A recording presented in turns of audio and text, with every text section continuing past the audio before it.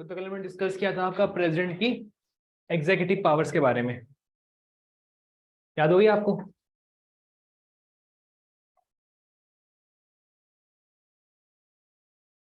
अमनदीप, जो आपका क्वेश्चन है ना उसमें एक स्टेटमेंट सही है बस। उसमें जो जहाँ उसमें ना सीएम का कोई रोल नहीं होता उसके अंदर। ठीक है, सिर्फ प्रेसिडेंट स्टेटमेंट सही है बस।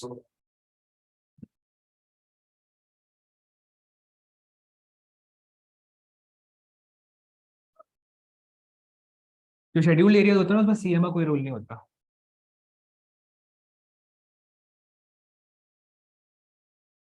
तो अब किसको हो गई याद आपकी एग्जीक्यूटिव पावर्स प्रेसिडेंट की?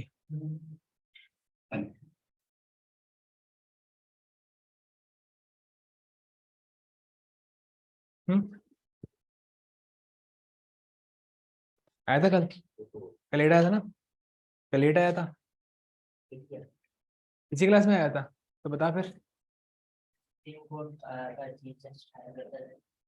चलो, मैं अगर आपको सिंपली लिख दूं यहाँ पे अपॉइंटमेंट्स, कि ये बहुत सारे खास बंदों को अपॉइंट करता है। ठीक है, तो कौन कौन से बंदे जिनको वो अपॉइंट करता है आपका? पीएम हो गया, जितने भी मंत्री हो गए, और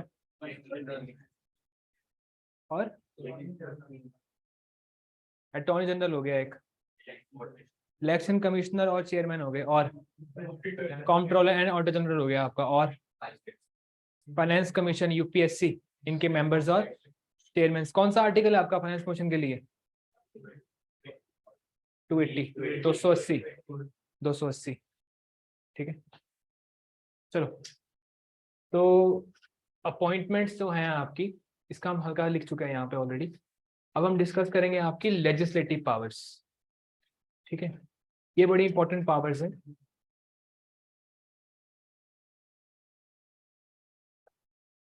अंकुश सर आपके हैं नहीं अवेलेबल अगले एक वीक तक के लिए ना, तो जो आपका अरिथमेटिक है वो आपको पढ़ाएंगे राजीव सर। पता नहीं आपने सुना है कि नहीं सुना है राजीव सर के बारे में? ठीक है, जानते हो राजीव सर को? कोई भी नहीं जानता? ठीक है, is director of nimbus IAS. ठीक है, तो कौन, तो he will be coming in the next class. तो जो तुम्हारा बर्ताव था अंकुश सर के साथ वैसा मत रखना। ठीक है, नहीं ऐसा कुछ नहीं है, अहमद बंदे हैं वो, तभी तो पढ़ाने के लिए मान गए। तो लेजिस्लेटिव पावर का मतलब क्या होता है कि नियम बनाने में क्या रोल होता है किसका? प्रेसिडेंट का। ठीक है, तो सबसे पहला तो आपको ये है कि प्रेसिडेंट के पास क्या है? साइनिंग अथॉरिटी है। जब जितना मर्जी आप नियम बना लो, देखो आपको पता है कि आपके देश में नियम कहाँ बनते हैं? पार्लियामेंट में। ठीक है, आपके देश में नियम बनते हैं पार्लियामेंट में। तो जो भी नियम आपके देश के पार्लियामेंट में बनेगा, पार्लियामेंट में कितने लोग हैं आपके? अगर हम बात करें लोकसभा की तो आपके हैं 543। अगर हम बात करें राज्यसभा की तो वी हैव 245। तो ये जो आपके मेंबर्स हैं लोकसभा राज्यसभा के, आप एज्यूम मान लो एक ऐसी सिचुएशन जहां पे आपके इन सब ने एग्री किया, मतलब ये कितने लोगों ने एग्री किया इसके लिए? आपका 5 नहीं 788, 788 लोगों ने हाँ कर दी और प्रेसिडेंट ने बोला कि ना। ठीक है, तो वो आपका लॉ जो है वो आपका बन ही नहीं सकता। तो लॉ मेकिंग में आपका सबसे बड़ी बात क्या है? इसके पास क्या है? आपकी साइनिंग अथॉरिटी है। लिखना नहीं है, मैं आपको लिखवाऊंगा इसके बारे में। दूसरा, लोकसभा और राज्यसभा में डिस्कशन होने के लिए क्या करना पड़ेगा? मीटिंग शुरू करवानी पड़ेगी। तो जो आपके लोकसभा और राज्यसभा के जो सेशंस होते हैं उसको हम कहते हैं, देखो सेशन को शुरू करने को हम कहते हैं समन। मतलब जब राष्ट्रपति आपका फरमान भेजेगा तभी आपका लोकसभा की मीटिंग शुरू होगी। और जब आपका प्रेसिडेंट सिग्नेचर कर देगा कि हाँ आप मीटिंग खत्म करो, तो उसको क्या कहते हैं? आपका प्रोरोग। तो आपके जो राज्यसभा और जो लोकसभा है, जो उसका समनिंग है और जो उसकी प्रोरोगेशन है, वो कौन करेगा? आपका प्रेसिडेंट करेगा। और सपोज इसको लगता है कि लोकसभा खराब हो गई है, कुछ काम नहीं कर रहे हैं आपका ये, तो लोकसभा को ये खत्म भी कर सकता है। तो जो असल में आपके देश में लॉ कौन बना रहा है? पार्लियामेंट। लेकिन पार्लियामेंट को वर्चुअली कंट्रोल कौन कर रहा है? आपका राष्ट्रपति, यानी कि आपका प्रेसिडेंट। इसके अलावा अगर लगता है कि लोकसभा और राज्यसभा छुट्टी के ऊपर है, तो इसके पास एक पावर होती है, इसको हम कहते हैं आर्टिकल 123 के तहत एक पावर होती है प्रेसिडेंट के पास, उसको हम कहते हैं ordinance making power, ordinance power. तो राष्ट्रपति के पास एक होती है आपकी ऑर्डिनेंस पावर, और ऑर्डिनेंस पावर के तहत जो आपका राष्ट्रपति है वो बिना पार्लियामेंट की सहमति से क्या कर सकता है, कोई भी लॉ बना सकता है आपका। अब यूजुअली आपके देश में कोई लॉ है तो वो कौन बनाएगा आपका, लोकसभा उसको अप्रूव करेगी, राज्यसभा उसको अप्रूव करेगी, बाद में कहाँ जाएगा आपका, वो प्रेसिडेंट के पास। यानी कि सबसे बड़ा रोल किसका है आपका, लोकसभा और राज्यसभा का। बट बाय चांस लोकसभा और राज्यसभा आपकी उसकी मीटिंग नहीं हो पा रही है, सपोज कोविड वाला टाइम है आपका, तो उस मीटिंग ना होने के दौरान जो आपका लॉ मेकिंग है वो कौन कर सकता है इनके बिहाफ के ऊपर, आपका प्रेसिडेंट। ठीक है, और वो पावर किसने दी है प्रेसिडेंट को, आर्टिकल नंबर 123 में, ये ऑर्डिनेंस की पावर है आपका कि बिना किसी पूछे कोई लॉ बना दिया। ठीक है, और ये इस लॉ की लाइफ कितनी होती है आपके, without approval 6 months plus 6 weeks। ठीक है, विदाउट अप्रूवल 6 months और 6 weeks, ये इसकी लाइफ है। विदाउट अप्रूवल है आपका ये, लेकिन अगर अप्रूवल मिल गई तो क्या हो गया, तो लॉ ही बन जाएगा पूरा का पूरा आपका। ये 6 months और 6 week की पावर क्यों होती है, I will explain it to you, but for the time being just remember this, यहाँ क्वेश्चन आया हुआ सीडीएस में। ठीक है, एक ये पावर होगी। ऊपर से जब भी कोई लॉ आपका जाएगा राष्ट्रपति के पास साइनिंग के लिए, तो राष्ट्रपति उसके लिए कह सकता है कि यस या नो। ठीक है, और अगर राष्ट्रपति के पास कंप्लीट पावर है कि वो किसी बिल को रिजेक्ट भी कर सकता है और एक्सेप्ट भी कर सकता है, उसको हम कहते हैं एब्सोल्यूट वीटो। ठीक है, अगर राष्ट्रपति किसी लॉ के लिए उसकी मर्जी है, हाँ कर दे हाँ कर दे, ना कर दे तो ना किया, अगर हाँ किया तो लॉ पास, ना किया तो लॉ वहीं पे खत्म। तो अगर किसी बिल के रिगार्डिंग, किसी प्रपोजल के रिगार्डिंग राष्ट्रपति की ऐसी पावर है, उसको हम कहते हैं आपका एब्सोल्यूट वीटो। अगर राष्ट्रपति की जो पावर है, ठीक है, वो उसको रिजेक्ट नहीं कर सकता, लेकिन कई बार कहता है राष्ट्रपति को बोलता है कि लॉ ठीक लग रहा है लेकिन और इंप्रूवमेंट हो सकती है इसके अंदर, एक काम करो वापिस से रिकंसिडर करो। ठीक है, तो एक क्या होती है आपकी रिकंसिडरेशन, कि जाओ और वापिस इस बिल के बारे में फिर से एक बार विचार करो, रिकंसिडरेशन। तो अगर राष्ट्रपति बोलता है कि फिर से रिकंसिडरेशन कर लो, सोच लो इसके बारे में, तो उसको हम कहते हैं आपका सस्पेंसिव वीटो।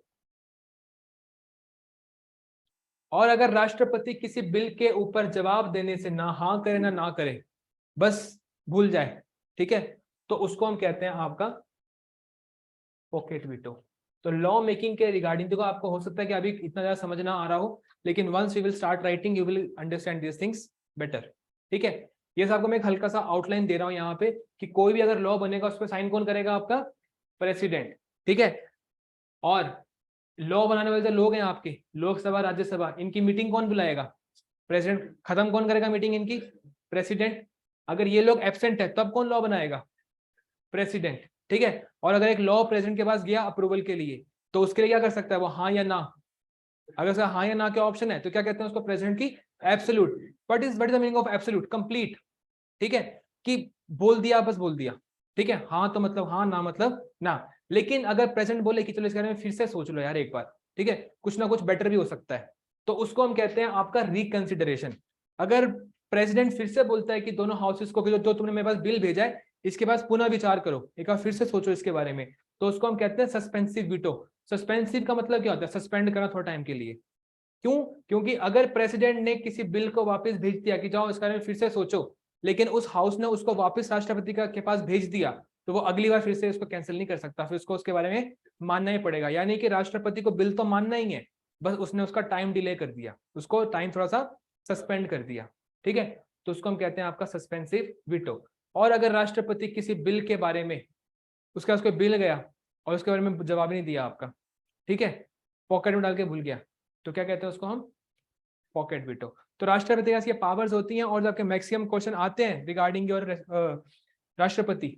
ठीक है, देखो 3 कैटेगरी के क्वेश्चन आते हैं आपके राष्ट्रपति में। एक आता है आपका इम्पीचमेंट, क्योंकि इम्पीचमेंट राष्ट्रपति का बड़ा इंटरेस्टिंग प्रोसेस है आपका। ठीक है, तो उसके ऊपर क्वेश्चन आते हैं आपको मैंने बोला है कि आपने 3 चीजें याद रखनी है, कौन कौन सी, 1/4, 14, 2/3। अगर आपको ये 3 चीजें याद हैं तो आप क्या कर सकते हो, प्रोसेस आपको याद हो जाएगा। दूसरी आती है इसका इलेक्शन का प्रोसेस, कौन पार्टिसिपेट करता है कौन पार्टिसिपेट नहीं करता है। और जो तीसरे क्वेश्चंस आते हैं वो आते हैं रिगार्डिंग पावर्स, किसको अपॉइंट करता है, कौन कौन सी काउंसिल का हेड होता है, और साथ में अगली कौन सी होती है आपकी लेजिस्लेटिव पावर्स होती हैं। तो इसको हम लिखते हैं एक बार, आपको बेटर लगेगा पता। Give the heading legislative powers. ना तुम जो मर्जी बोलो, वो जवाब नहीं दे रहा उसके ऊपर, बस उसके रिमूव करने के बाद।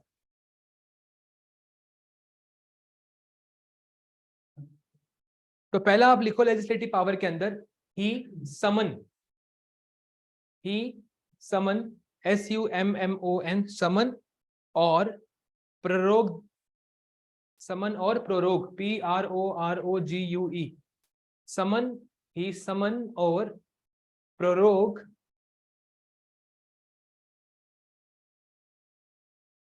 the parliament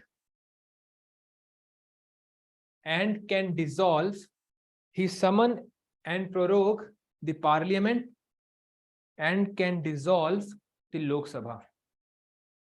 यानी कि बुलावा और जो खात्मा है वो दोनों हाउसेस का कर सकता है, लोकसभा राज्यसभा का, लेकिन डिसॉल्व सिर्फ एक को कर सकता है, कौन सा, लोकसभा। क्या राज्यसभा की डिसॉल्व हो सकती है, नहीं हो सकती। ठीक है, लिख लिया आपने। देखो जिनको भी लग रहा है कि थोड़ा सा अटपटा है, आपको शायद नहीं पता इनके बारे में, तो don't worry, once we are completed with this syllabus we will come back to your syllabus. लिख लिया।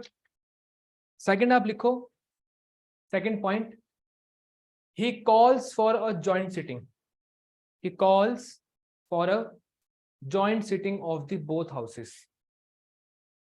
अब देखो अगर देश में कोई नियम बनना है तो वो नियम आपका लोकसभा के लोग अलग से उसको अप्रूवल देंगे, राज्यसभा के लोग उसको अलग से अप्रूवल देंगे, और फिर कहाँ जाएगा आपका वो, राष्ट्रपति के पास, प्रेसिडेंट के पास। लेकिन अगर एक हाउस मान रहा है और दूसरा हाउस नहीं मान रहा है, और राष्ट्रपति को लगता है कि दोनों हाउसेस का मानना जरूरी है इसके लिए, लेकिन दोनों को अलग अलग से नहीं मना पाएंगे, तो क्या करता है, इन दोनों को वो कंबाइन करके इकट्ठी मीटिंग करवाता है और बोलता है कि अब इसको पास करो। तो जॉइंट सीटिंग आपका एक रेयर केस होता है। कभी भी कोई लॉ अगर आपका पास होता है तो उसके लिए जॉइंट सीटिंग नहीं बुलाई जाती है, ठीक है। लेकिन अगर कोई लॉ आपका फंस चुका है, वो लॉ देश के लिए जरूरी है, ठीक है, तो क्या करेंगे उसके लिए, जॉइंट सीटिंग बुला सकते हैं। और जॉइंट सीटिंग कौन बुलाता है आपका, हमेशा प्रेसिडेंट बुलाता है। लिख लिया। नेक्स्ट आप लिखो, he can appoint any member of Lok Sabha, he can appoint any member of Lok Sabha to preside over the,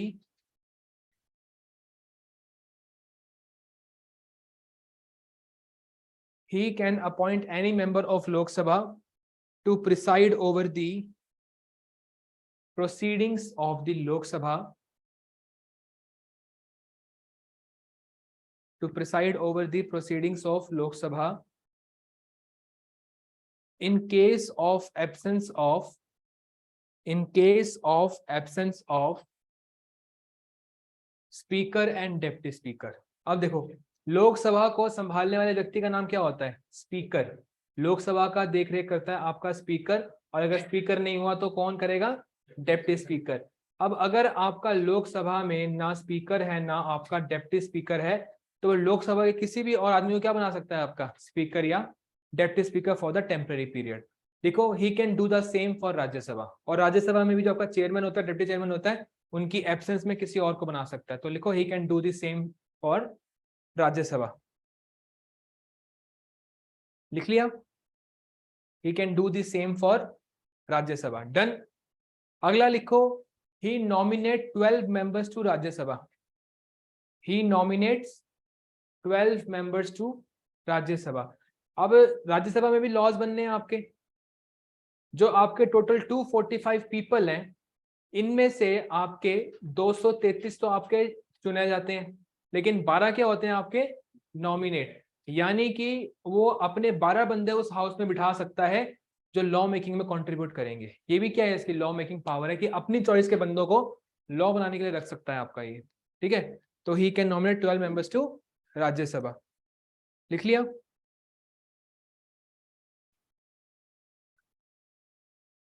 लिखिए, his prior recommendation, his prior recommendation is necessary. His prior recommendation is necessary to introduce certain types of bills. His prior recommendation is necessary to introduce certain types of bills in the parliament. To introduce certain types of bills in parliament. बताओ कौन से bill के लिए इसकी recommendation जरूरी होती है? Money bill, for example money bill, for example money bill. तो मनी बिल के लिए किसकी रिकमेंडेशन जरूरी है? आपके प्रेसिडेंट की। अगर प्रेसिडेंट बोलेगा ये इंट्रोड्यूस करो तो करना पड़ेगा। और दूसरा alteration of boundaries, alteration of boundaries of states और क्रिएशन ऑफ स्टेट्स। अगर आप कोई नई स्टेट बनाना चाहते हो तो पावर तो पार्लियामेंट के पास ही है, लेकिन पार्लियामेंट वो एक्शन तब तक नहीं लेगा जब तक राष्ट्रपति नहीं बोलेगा कि एक्शन ले लो।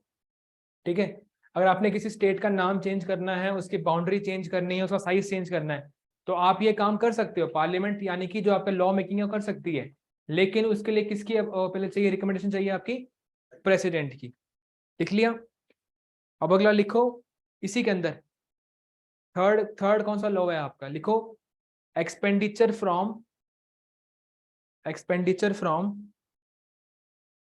Consolidated fund of India. ये सेम टू सेम क्या है आपका? मनी बिल ही है आपका। Expenditure from consolidated fund of India, just money bill only. Done?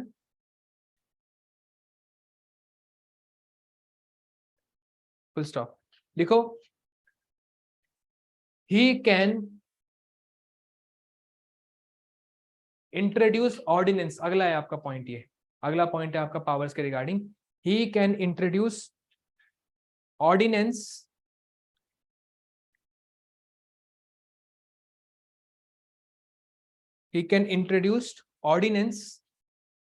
when parliament is not in session. He can introduce ordinance when parliament is not in session.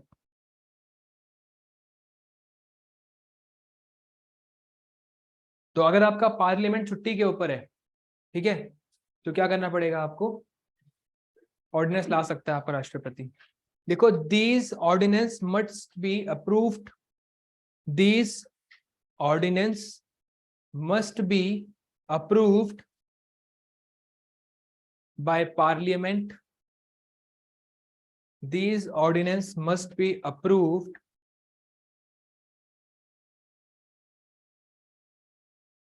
by parliament within 6 weeks of reassembly. Within 6 weeks of reassembly. यानी कि अगर आपकी एक बार छुट्टी हो, suppose अगर आपका ordinance जो पास कर देता, सपोज जैसे आपके फार्म लॉज थे, आप सपोज करो जो आपके फार्मर्स के लॉज आए थे ना, आप बताए कितने पंजाब से? 1 2 3, बताओ क्या थे? सबसे ज्यादा पंजाब हुआ था ना पागल। बताओ कौन से आपके 3 फार्म लॉज बताओ? नहीं, हरियाणा वाले भी बता सकते हैं, वो भी हुए थे भाई। हिमाचल वाले शांत बैठे थे, उनको कोई फर्क नहीं है ना। बताओ बताओ क्या थे आपके 3 फार्म लॉस? नाम छोड़ो, पर्पस बताओ क्या पर्पस था? उससे उससे उससे क्या बुरा हो जाता? हाँ? अच्छा, हाँ, तो इसमें बुरा क्या था? इसमें बुरा क्या था? हाँ? अच्छा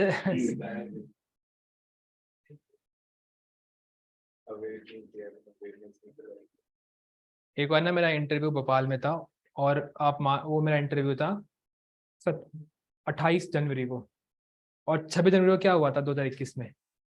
दिल्ली में कुछ हो गया था। ठीक है, तो पहले तो एक ट्रेन कैंसिल हुई जिसमें मैंने जाना था। उसके बाद जैसे जैसे कोई और ट्रेन करके मैं वहाँ पे पहुँचा, और जब इंटरव्यू में पहुंचे वहां पे, तो उसमें क्या हुआ आपका, ये सवाल पूछा गया, ठीक है, कि इतना सब कुछ दिल्ली में हो रहा है, आप उसी रूट से आए हो, तो व्हाट डू यू थिंक कि मतलब ये फार्म लॉज राइट है कि रॉन्ग है, ठीक है। तो बस अपनी अपनी ओपिनियन देता गया। उसने एंड में सिर्फ एक चीज पूछी कि यू आर सेइंग कि this farm laws are somehow bad, ठीक है, just tell me the name of the 3 farm laws, ठीक है। एंड लिटरली मुझे सिर्फ एक का उधर है कि एसेंशियल कमोडिटीज एक्ट, एक तो था लॉ, उसका कंप्लीट नाम था एसेंशियल कमोडिटीज एक्ट, तो वो मैंने बता दिया, बाकी 2 के नाम ही याद ना आए। मतलब कई बार हम इतने ज्यादा घुस जाते हैं क्रिटिसिज्म में कि हम पता नहीं हम किसको क्रिटिसाइज कर रहे हैं आपका, बस farm laws farm laws farm laws चला रहे थे सब लोग, ठीक है। अगर देखा जाए तो अल्टीमेटली आपका फार्म लॉस, मेरी ऐसी पर्सनल ओपिनियन है कि बेनिफिट ही करते, ठीक है।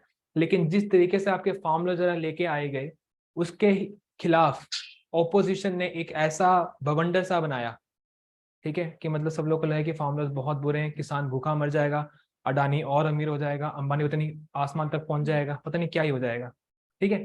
तो yes, there were some flaws government would have should have discussed, but these are the same farm laws which government which Congress has propose during their tenure, और उस समय बीजेपी ने रिजेक्ट कर दिए थे, अरे ये बहुत ये उनके किसान विरोधी कानून है सारे सारे, ठीक है। और जब बीजेपी लेके आए तो कांग्रेस ने बोला कि ये किसान विरोधी हैं आपके, दिस इज ऑल पॉलिटिक्स, लेकिन पिसा कौन है आपका, एक्चुअल में किसान पिसा आपका।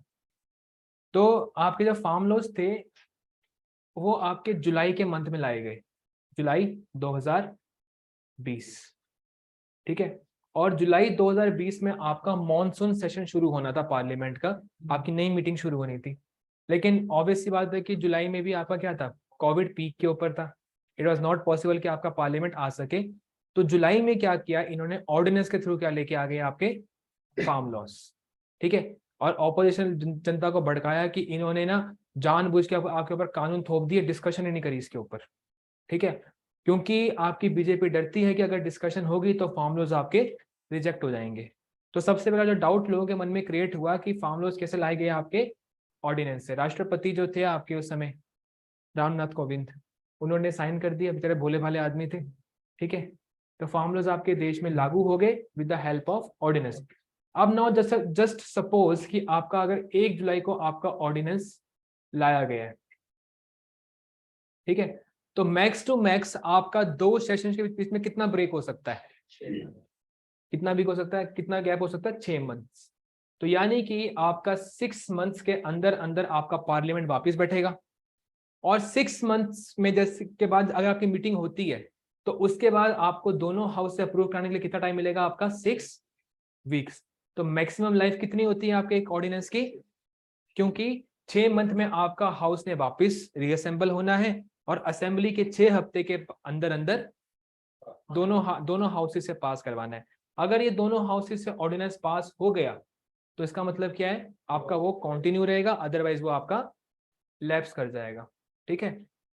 तो इवन दो अगर आपके फार्म लॉज को ऑर्डिनेंस के थ्रू लाया गया था, इट वाज नॉट मेंट कि आपका ये आर्बिट्ररी रूल, क्या होता है आर्बिट्ररी, मन मर्जी से लाया गया, क्योंकि पार्लियामेंट में जाना ही था। और जब पार्लियामेंट में गया आपका, तो आपकी लोकसभा ने इसको बहुत जरा हैवी मेजोरिटी के साथ अप्रूव कर दिया, ठीक है। राज्यसभा में ये फंस सकता था क्योंकि 50-50 का मामला था, लेकिन उस समय राज्यसभा से भी क्या करवा दिया, इसको पास करवा दिया। तो यानी कि अगर आप एक ऑर्डिनेंस भी आई है, अगर उसको लाइफ में स्टे करना है और उसको लैप्स नहीं होना है, तो उसको दोनों हाउस की अप्रूवल चाहिए होती है आपकी, ठीक है। This is called as a ordinance making power. अगर आपसे पूछें कि कितना समय में इसको अप्रूव करवाना पड़ता है, 6 weeks from reassembly, and maximum gap कितना हो जाएगा, 6 मंथ के अंदर तो आपका हाउस होना ही होना है रीअसेंबल, ठीक है। और 6 मंथ्स प्लस 6 वीक्स इसकी मैक्सिमम लाइफ है, तो आप लिख दो मैक्सिमम लाइफ कितनी है इसकी, 6 months 6 week.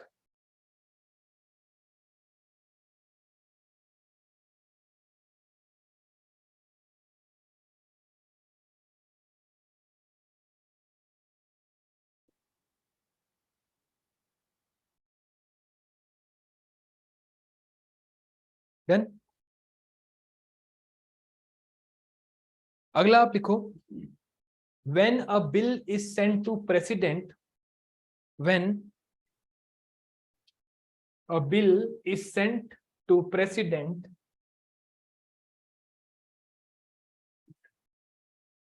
he can, number 1, give his assent, second है आपका withhold his assent,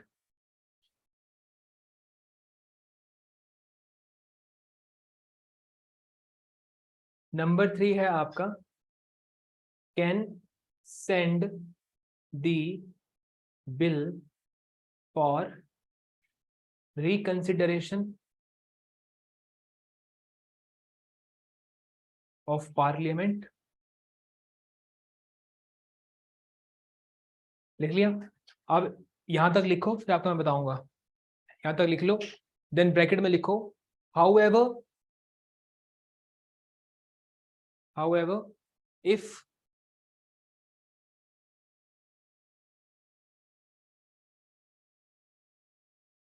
the parliament passes the bill again, however if the parliament passes the bill again with or without, if the parliament passes the bill again with or without modification,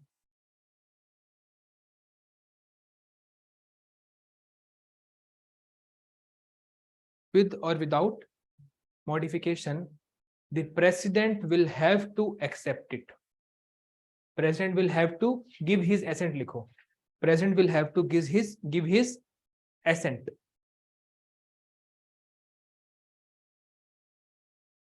लिख लिया?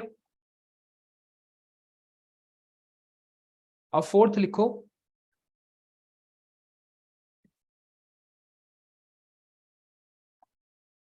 can refuse to give his response, can refuse to give his response and keeps it pending, and keeps it pending। ये सबसे खतरनाक हथियार है president के पास, and keeps it pending। अब देखो, एक शब्द होता है आपका वीटो। वीटो का मतलब क्या होता है? हाँ,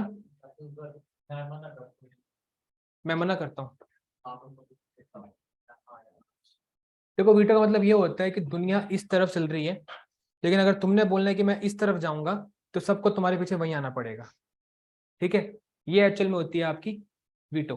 ठीक है, अब देखो, आपको मैंने कहा कि आपके दोनों हाउस मिला के कितने लोग हो सकते हैं? आपके 788, और इन 788 लोगों ने बोला कि ये देश के लिए लॉ बनना चाहिए। ठीक है, लेकिन राष्ट्रपति बोलता नहीं बनना चाहिए। ठीक है, तो फिर वो लॉ नहीं बनेगा। ठीक है, अब कुछ ऐसे मुद्दे होते हैं जहां पे राष्ट्रपति को फुल कंट्रोल दे देते हैं। हाँ, आपको दो डिसाइड करने, आप कर लो। ठीक है, कुछ ऐसे मुद्दे होते हैं जहां पे उसको हाफ पावर देते हैं, कुछ ऐसे मुद्दे होते हैं जहां पे उसको बिल्कुल भी पावर नहीं देते। अगर आपको कोई नेशनल सिक्योरिटी का मुद्दा होगा ना, आप राष्ट्रपति से नहीं पूछते हो। ठीक है, कोई छोटे मोटे मुद्दे हो गए तो वो आप दे देते हो राष्ट्रपति को, चलो हाँ, आप अगर आपका मन किया हाँ करेगा, आप कर देना। अब देखो, अगर आपका प्रधानमंत्री देश में कोई नियम बना रहा है, ठीक है, मतलब प्रधानमंत्री ने प्रपोजल दिया कि एक नियम बनना चाहिए, दोनों हाउसेज में डिस्कशन हुई, दोनों हाउसेज ने उसको पास कर दिया, और वो पहुंच गया राष्ट्रपति के पास, और राष्ट्रपति ने बोला कि नहीं, मैं नहीं मानता इसको। तो आपके देश का जो रियल हेड है उसको किसने नीचा दिखा दिया? नॉमिनल हेड ने। आपके देश में एक मंत्री है, डिफेंस मिनिस्टर है, वो आपका एक लॉ बनवा रहा है डिफेंस के रिगार्डिंग, और उसका बिल किसने कर दिया रिजेक्ट? आपका प्रेसिडेंट ने। आपका देश का फाइनेंस मिनिस्टर है, वो देश के फाइनेंस को लेकर कोई लॉ बना रहा है, उसको रिजेक्ट कर दिया आपका प्रेसिडेंट ने। तो इट इज नॉट जस्टिफाइड। राष्ट्रपति क्या है? एक साइनिंग अथॉरिटी है, लेकिन अगर एक आदमी ग्राउंड वर्क कर रहा है और वो ग्राउंड वर्क के लिए कोई ना कोई लॉ बना रहा है, तो प्रेसिडेंट को अपने पावर नहीं दी है कि आप उसको रिजेक्ट कर सको। अगर कोई भी मंत्री कोई बिल बनवाता है और उस बिल को पास करवा के प्रेसिडेंट के पास भेजता है, तो वो उसके ऊपर सिर्फ हाँ ही करनी पड़ेगी, उसको ना नहीं कर सकता। लेकिन अगर कोई नॉर्मल बंदा, सोनिया गांधी, राहुल गांधी, जो सरकार का पार्ट नहीं है इस समय, ठीक है, अगर वो कोई प्रपोजल, कोई लॉ लेके आते हैं, तो उस लॉ के ऊपर क्या होती है? प्रेसिडेंट की एब्सोल्यूट वीटो होती है। एब्सोल्यूट वीटो मतलब हाँ भी कर सकता है और ना भी कर सकता है। तो जब प्रेसिडेंट किसी बिल को हाँ और ना करता है, करने की पावर होती है, उसको हम कहते हैं आपका एब्सोल्यूट वीटो। ठीक है, या सिंपल अगर हम कहें, अगर प्रेसिडेंट किसी लॉ को ना करने की पावर रखता है तो उसको हम कहते हैं आपका एब्सोल्यूट वीटो। हर मुद्दे को प्रेसिडेंट ना नहीं कर सकता, उसको मानना पड़ता है। ज्यादा से ज्यादा वो फिर ये बोल सकता है कि इसको वापस एक बार सोच लो, लेकिन अगर वापस आया बिल तो क्या करना पड़ेगा, उसको एक्सेप्ट ही करना पड़ेगा। तो ज्यादातर जो पावर है प्रेसिडेंट की वो एक्सेप्टिंग पावर है, लेकिन अगर किसी बिल के रिगार्डिंग उसकी रिजेक्टिंग पावर भी है तो क्या कहेंगे उसको हम, एब्सोल्यूट वीटो। कई बार राष्ट्रपति के पास पावर नहीं होती एब्सोल्यूट, ठीक है, लेकिन वो चाहता है कि मेरा दिल नहीं मान रहा कि सही है देश के लिए, तो क्या करता है कि 2-3 अपने रिकमेंडेशन दे देगा और बोलेगा कि इन चीजों को इंक्लूड करके फिर से डिस्कशन कर लो, अगर आप लोग को मंजूर है तो मैं भी कर दूंगा मंजूर, ठीक है। तो क्या कर सकता है, जब बिल उसके पास आया उसको कुछ ना कुछ और ऐड करवाना है तो क्या करेगा, उस बिल को वापस भेज देगा पार्लियामेंट को कि जो आपने पास करके भेजा है इसके ऊपर फिर से एक बार विचार करो और मुझे बताओ कि कुछ कर सकते हैं कि नहीं कर सकते। अगर पार्लियामेंट ने उसकी बात मान ली तो भी लॉ पास करना पड़ेगा इसको, और अगर पार्लियामेंट ने उसकी बात नहीं मानी तब भी उसको पास ही करना पड़ेगा, ठीक है। तो यानी कि बिल पहले भी पास करना था, अब भी इसको पास करना है, लेकिन उसने उसका टाइम डिले कर दिया, उसके ऊपर इसने एक बार फिर से डिस्कशन करवा दी, तो क्या कहते हैं इसको हम, सस्पेंसिव वीटो।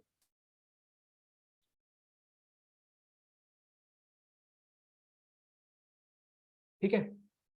अब अगला है कि प्रेसिडेंट ना हाँ करता है ना करता है, जवाब नहीं देता। अगर ना करेगा तो ना देखो, कई बिल के ऊपर ना कर नहीं सकता, पर हाँ करेगा तो आगे चला जाएगा आपका, ठीक है। तो क्या करता है, वो कहता मैं रख के कहीं भूल गया उसको, ठीक है। तो अगर प्रेसिडेंट उसको रख के कहीं भूल जाता है, उसके ऊपर ना हाँ करता है ना करता है, तो in that case it is called as is pocket veto, ठीक है। समझ गए, ये आपकी 3 वीटो होती है पार्लियामेंट प्रेसिडेंट की। इसके अलावा एक वीटो और होती है और क्वेश्चन आता है उसके ऊपर, जिसको हम कहते हैं क्वालिफाइड वीटो।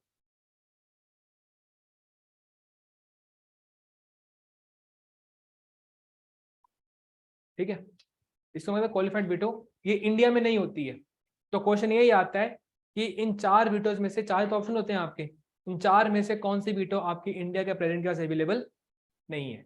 तो इंडिया के पास आपकी क्वालिफाइड वीटो नहीं है।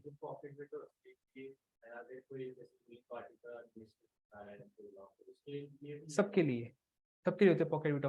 पॉकेट वीटो सबसे पावरफुल टूल है, और अगर प्रेसिडेंट आपका पॉकेट वीटो नहीं, पॉकेट वीटो एक्सरसाइज करता है और गवर्नमेंट चिढ़ जाती है, it can also calls for his impeachment, ठीक है। आपका एक पोस्ट ऑफिस से रिगार्डिंग कोई बिल आया था, तो उसके खिलाफ आपकी एक बार पॉकेट वीटो इस्तेमाल हुई है, आज तक बाकी कोई पॉकेट वीटो आपकी इस्तेमाल नहीं हुई है। प्रेसिडेंट ने आज तक कोई बिल रिजेक्ट नहीं किया आपका भारत में, ठीक है। देखो सिंपल सी बात है, जो आपके माई बाप है, जो आपके किंग मेकर है, आप उनको नाराज नहीं कर सकते, ठीक है। तो president usually do not reject the bill. तो क्वालिफाइड वीटो नहीं है। क्वालिफाइड वीटो में क्या होता है आपका, ये आपके अमेरिकन प्रेसिडेंट के पास होती है। अब सपोज ये बिल गया आपका किसके लिए, रिकंसिडरेशन के लिए, ठीक है। और उसमें ना क्वालिफाइड में कहता है, उसमें ना लिमिट रख देते हैं कि इस बिल में आपने नया प्रपोजल डालना है और उसको इतनी मेजोरिटी से पास करना है, तभी आपका प्रेसिडेंट उसको एक्सेप्ट करेगा, अदरवाइज नहीं करेगा, ठीक है।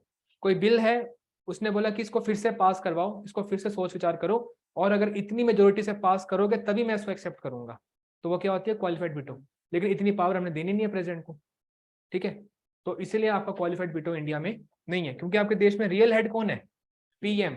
आपके देश में असली हेड प्राइम मिनिस्टर है। प्रेसिडेंट सिर्फ क्या है आपका, जो हमने यहाँ वर्ड लिखा हुआ है, signing authority. You cannot give the power of rejecting and making bills to signing authority. Done है यहां तक। अगला आप लिखो,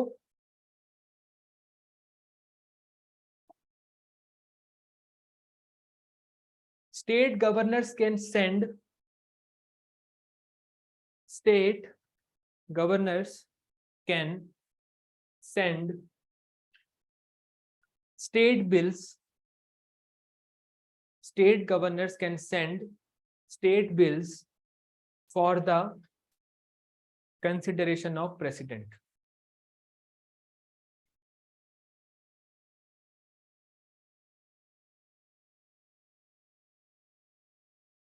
समझे इस बात को। अब देखो, जैसे आपके सेंटर में लॉ बनते हैं, जो आपके लॉ बनते हैं पार्लियामेंट में, वो पूरे पूरे देश में अप्लाई होते हैं, लेकिन जो हिमाचल की विधानसभा में नियम बनेगा वो हिमाचल में लागू होगा, जो पंजाब में बनेगा वो पंजाब में लागू होगा। अब सपोज करो कि कोई लॉ आपका बन गया पंजाब की विधानसभा में, और उस लॉ में क्या है, ये कह रहे हैं कि आपका बीएसएफ ना पंजाब के बॉर्डर पे तैनात नहीं हो सकती। हालांकि पावर नहीं है, बस इमेजिन कर लेते हैं, ठीक है, क्योंकि पंजाब की जो सरकार है इस समय, उसकी सरकार को बीएसएफ से बहुत दिक्कत है इस समय के ऊपर, करंट सिनेरियो है। तो सपोज हमने एक रूल निकाल दिया पंजाब की सरकार ने कि जो आपकी बीएसएफ है वो पंजाब के बॉर्डर पे तैनात नहीं हो सकती। अब ये बिल अप्रूवल के लिए किसके पास जाएगा? स्टेट के गवर्नर के पास, बनवारी लाल पुरोहित, जो आपके स्टेट गवर्नर है पंजाब के, बनवारी लाल पुरोहित, सुना आपने नाम? ठीक है, तो अगर इनके गवर्नर के पास वाला लॉ गया, गवर्नर बोले कि यार थोड़ा मेरे को ठीक तो लग रहा है, लेकिन फिर भी मेरे को पूछना चाहिए सेंटर से कि मैं इसको अप्रूव करूं कि ना करूं, तो आपका जो स्टेट का लॉ है, जैसे आपका सेंटर का लॉ कौन करता है अप्रूव? प्रेसिडेंट। वैसे स्टेट का लॉ कौन करता है अप्रूव? आपका राज्यपाल, यानी कि गवर्नर। तो वो क्या कर सकता है? गवर्नर स्टेट के बिल को कहां भेज सकता है? सेंटर में, कि आप बताओ कि क्या जो इन्होंने बनाया वो सही बनाया कि नहीं बनाया। ठीक है, तो स्टेट के लॉज के ऊपर भी अल्टीमेट पावर किसकी होती है? आपके राष्ट्रपति की होती है। तो देश में आपका लॉ मेकिंग की पावर बहुत ज्यादा है, और जो भी आपका स्टेट का बिल जाएगा ना प्रेसिडेंट के पास, उसके ऊपर उसकी एब्सोल्यूट पावर होती है। फिर कोई क्वालिफाइड, कोई कुछ नहीं, सब कुछ रिजेक्ट कर सकता है आपका वो। ठीक है, नहीं, पहले आपका स्टेट से जाएगा गवर्नर के पास, गवर्नर से जाएगा आपका प्रेसिडेंट के पास, फिर प्रेसिडेंट, आपने जो कोर्ट वगैरह का सिस्टम है, प्रेसिडेंट के पास ना एक आर्टिकल और होता है 143, इसको हम कहते हैं आपका एडवाइजरी जुरिस्डिक्शन। तो प्रेसिडेंट जो है ना आपका सुप्रीम कोर्ट से एडवाइस मांग सकता है आर्टिकल 143 के तहत, तो वो से एडवाइस मांगेगा और उसके बेसिस के ऊपर वो एक्शन लेगा। ठीक है, डन यहां तक? लिखो, he lays down the reports of, he lays down the reports of CAG, he lays down the reports of CAG, comma, Finance Commission and others before the Parliament. He lays down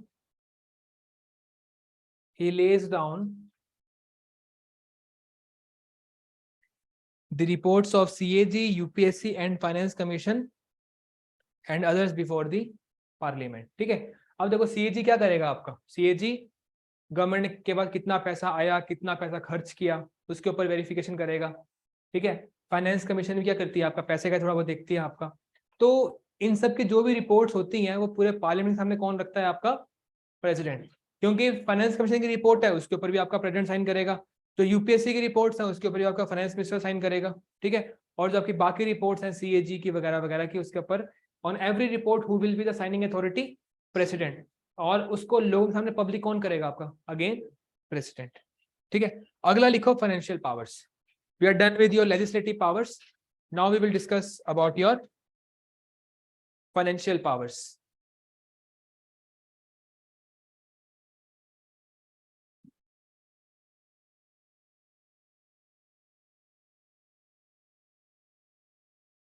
लिखो, no demand for grants.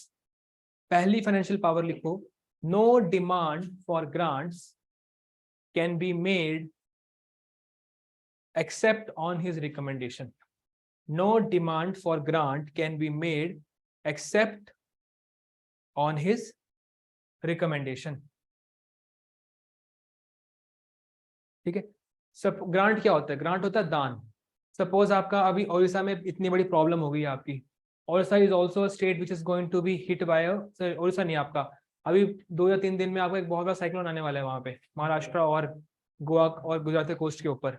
तो जब भी ऐसी कोई problem वगैरह आती है तो सरकार को पैसे चाहिए होते हैं, स्टेट गवर्नमेंट को पैसे चाहिए होते हैं, और उस स्टेट गवर्नमेंट के पैसे के ऊपर आपका जो स्टेट गवर्नमेंट है उसके ऊपर इंटरेस्ट नहीं पे करना चाहती। देखो भारत में क्या है, स्टेट गवर्नमेंट के अपने पैसे हैं, सेंट्रल गवर्नमेंट के अपने पैसे हैं, जो टैक्स होता है वो बढ़ता है आपस में। लेकिन कभी कभी क्या होता है कि एक स्टेट को बहुत ज्यादा नुकसान हो गया जिस कारण से उसको और पैसे चाहिए, तो उस समय वो नहीं कह सकते कि हमें लोन दे दो। ठीक है, तो they are asking for grant. Grant कौन सा पैसा होता है? ग्रांट वो पैसा होता है जिसको वापस करने की जरूरत नहीं होती है। तो अगर किसी भी स्टेट को सेंटर से ग्रांट मांगनी है, ठीक है, तो वो ग्रांट किसके थ्रू मांगेंगे? हमेशा प्रेसिडेंट के थ्रू मांगेंगे। ठीक है, तो यहाँ पे वही लिखा हुआ है कि no demand for grant can be made except on his recommendations. Next लिखो, he constitutes finance commission. He constitutes finance commission. कौन सा आर्टिकल है फाइनेंस कमीशन का? 280। Question of CDS, don't forget again and again. 280, article number 280 is regarding your finance commission. Finance commission क्या होता है? आपका हर 5 साल में एक कमीशन बनाई जाती है, फाइनेंस कमीशन, ठीक है। उसका चेयरमैन होती है आपकी फाइनेंस मिनिस्टर, ठीक है। और देश में किस स्टेट को कितना कितना पैसा जाएगा सेंटर की तरफ से, वो कौन करता है डिसाइड? आपका फाइनेंस कमीशन। तो ये बहुत बड़ा फाइनेंस का मुद्दा है। आपके स्टेट्स की पूरी इनकम किसके ऊपर बेस्ड है? आपका फाइनेंस कमीशन के रिकमेंडेशन के ऊपर। कितना पैसा रखा जाएगा आपका आपदा के लिए, कितना पैसा रखा जाएगा आपका इन्वेस्टमेंट के लिए, ये सब कौन करता है रिकमेंड? आपका फाइनेंस कमीशन। तो फाइनेंस कमीशन ही बेसिकली आपके देश के पूरे फाइनेंस संभालती है। और ये कमीशन हर 5 साल में बनाता कौन है? प्रेसिडेंट, ठीक है। नेक्स्ट आप लिखो,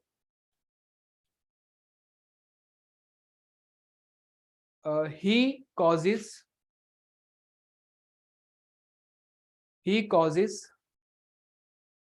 the laying of, he causes the laying, laying, he causes the laying of annual financial statement before the parliament.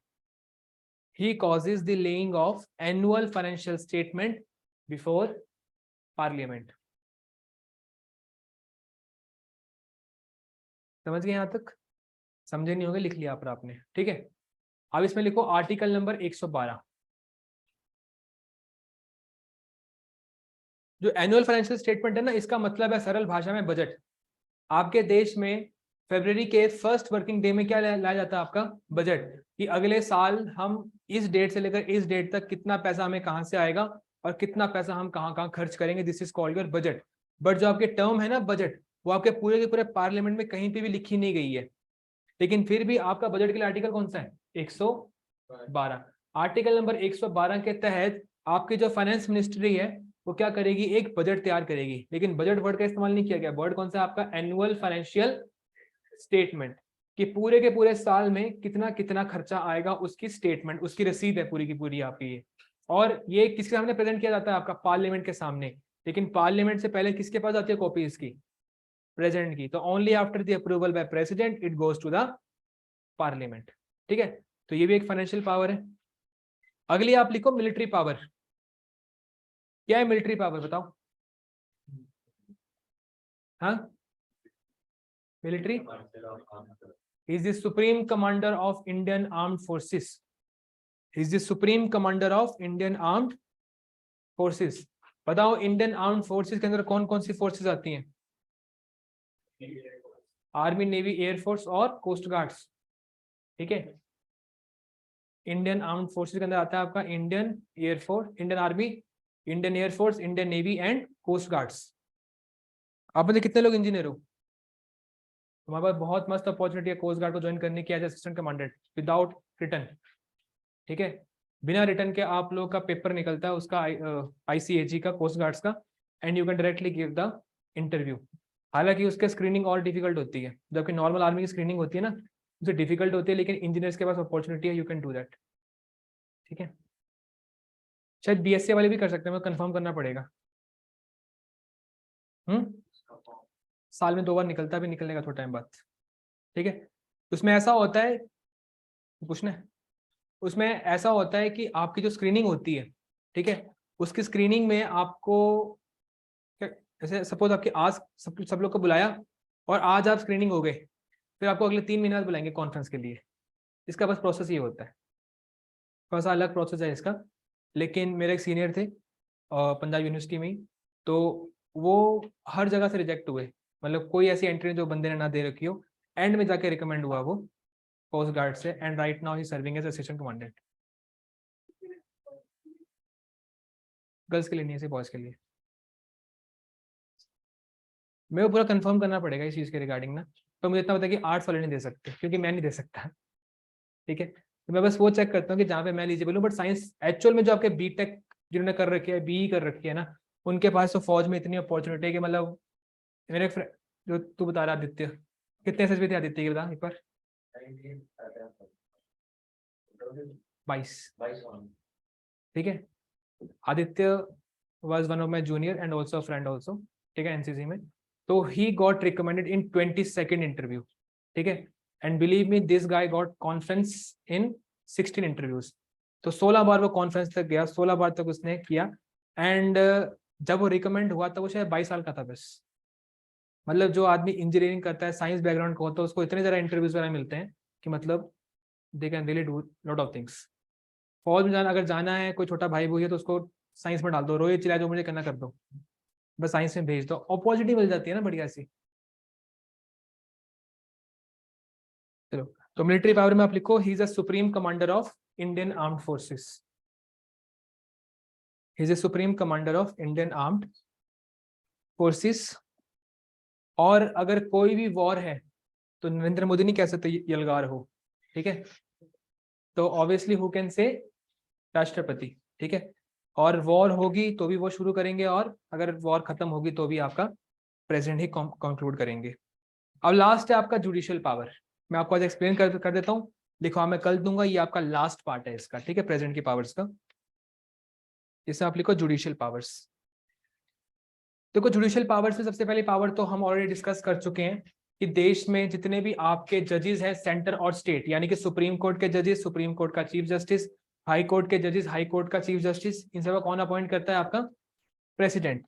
इसके अलावा आपका आर्टिकल 143 के तहत मैंने कहीं कहीं लिखा था, सुप्रीम कोर्ट से एडवाइस मांग सकता है कि इसके ऊपर मेरे को एडवाइस दे।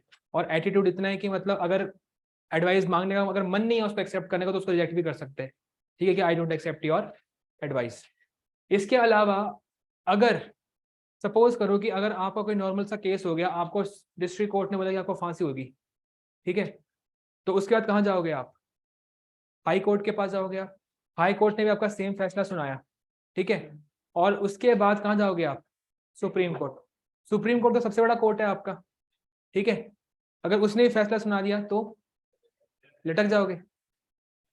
प्रेसिडेंट, ठीक है, प्रेसिडेंट हैज पार्डनिंग पावर, ठीक है। अगर सामने सामने एक वीडियो है ना कि बंदा चाकू मार रहा है और काट दिया हुआ है, और प्रेसिडेंट बोले कि नहीं यार कहाँ मारा इसने, ठीक है, तो उस पर्सन के ऊपर जो चार्जेस लगे हैं वो भी हट जाएंगे, और जो सजा सुनाई गई है वो भी हट जाएगी, लेकिन साथ में प्रेसिडेंट भी हट जाएगा, ठीक है। वो अलग बात है, इसलिए कर नहीं सकते, बट प्रेसिडेंट की सबसे बड़ी पावर है पार्डनिंग पावर, ठीक है। और उसने बोल दिया कि पार्डन, इसका मतलब है कि उस आदमी ने क्राइम किया ही नहीं, उसके खिलाफ हर एक जो चार्जशीट है वो हट जाएगी आपकी, ठीक है। इसके बाद इसके बाद पावर होती है आपकी सजा कम करने की, ठीक है। सपोज 15 साल की 10 साल की कर दी आपकी, ठीक है। और साथ में आपका ये क्या कहते हैं, ये जो डेथ पेनल्टी को चेंज कर सकता है लाइफ इम्प्रिजनमेंट में, ठीक है, उस सजा का नेचर चेंज कर सकता है, सजा को डिले कर सकता है बहुत लंबे समय तक, ठीक है। तो देयर आर मेनी थिंग्स जो आपका प्रेजेंट कर सकता है रिगार्डिंग टू द पनिशमेंट जो आपको ग्रांट की गई है, ठीक है। और इसी का सबसे ज्यादा फायदा उठाते हैं आपके मिनिस्टर्स, नहीं उठाते, जो वकील होते हैं आपके। वकील जो है ना, एक्चुअल में अच्छा वकील कौन है आपके हिसाब से, जो नैतिकता पे चले? अच्छा वकील एक्चुअल में वो है जो मर्डरर को बचा ले, ठीक है। देखो, जिसने क्राइम नहीं किया उसने बच ही जाना है, ठीक है, बस एक नॉर्मल से उस बंदे को प्रूव करना है। जिसने क्राइम किया है जो उसको बचा ले, वो आपका एक्चुअल में बड़ा वकील है।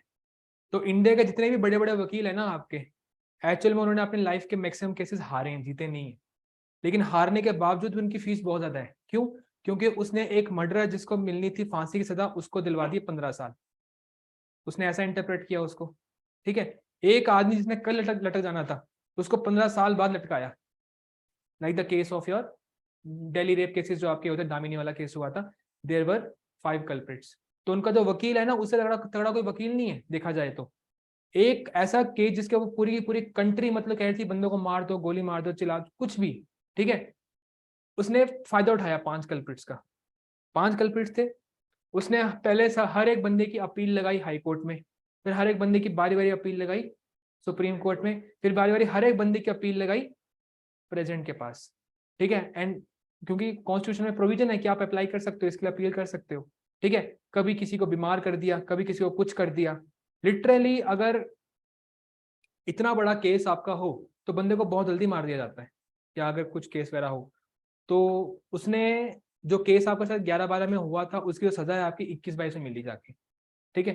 तो टैलेंट ही है, चाहे गंदा है पर टैलेंट तो है, ठीक है। तो वकील आपके एक्चुअल में ऐसे होते हैं और इन सब का ही फायदा उठाते हैं आपका ये, ठीक है। तो ये आपका लास्ट पार्ट था प्रेसिडेंट का। कल हम करेंगे आपका vice president and then we will discuss about your PM. ठीक, जो लोग लास्ट वीक से आ रहे हैं उनका टेस्ट होगा, जो लोग इस वीक में आए उनका टेस्ट नहीं होगा कल। ठीक है, जो पढ़ाया पढ़ के और सब ओवरऑल नॉलेज।